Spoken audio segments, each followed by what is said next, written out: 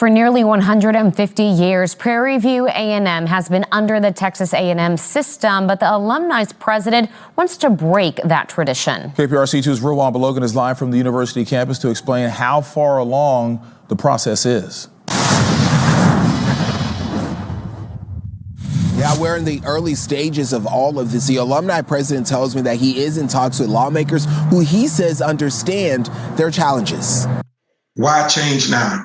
Simply because it's time to change. Mark Falls is the president of the Prairie View A&M National Alumni Association. He says it's time for PV and Texas A&M to go their separate ways. Well, we right here under Texas A&M, and we feel devalued, we feel underserved, we feel like we don't have a say-so.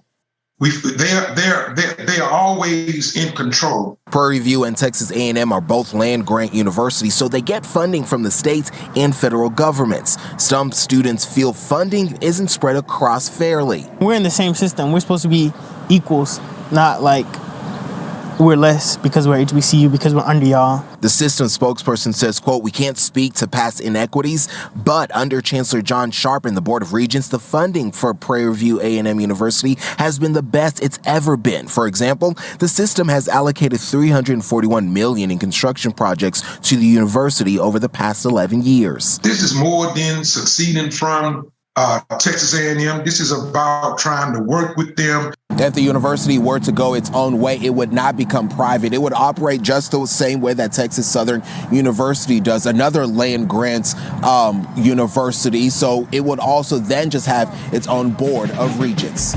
Reporting from Prairie View, Rowan Belogan, KPRC.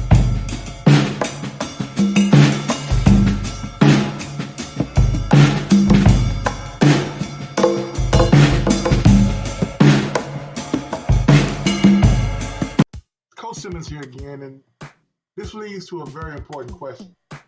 I know that article was about 2 years old, but the question still remains. How long is too long?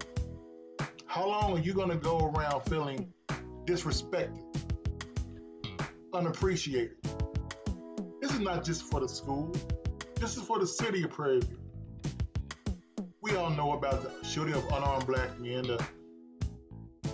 Don't forget Miss Sandra.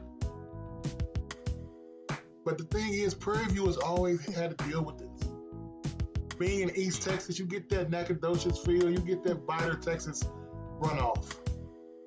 You get all of that being in Prairie View. That deep Senate, Texas, be honest with you, racism. Mixed community can do one or two things. Either you fold and become yes sir, no sir, tap dancers, or you strive and come together. But how long would it take? Texas A&M failed to take $341 million to shut Prairie View up over 11 years to build things on campus. That's not all it takes.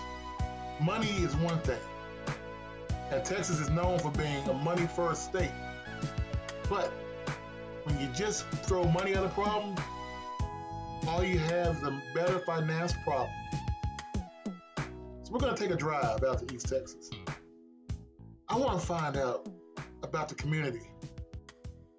Just see how long is too long for Prairie View to fall down.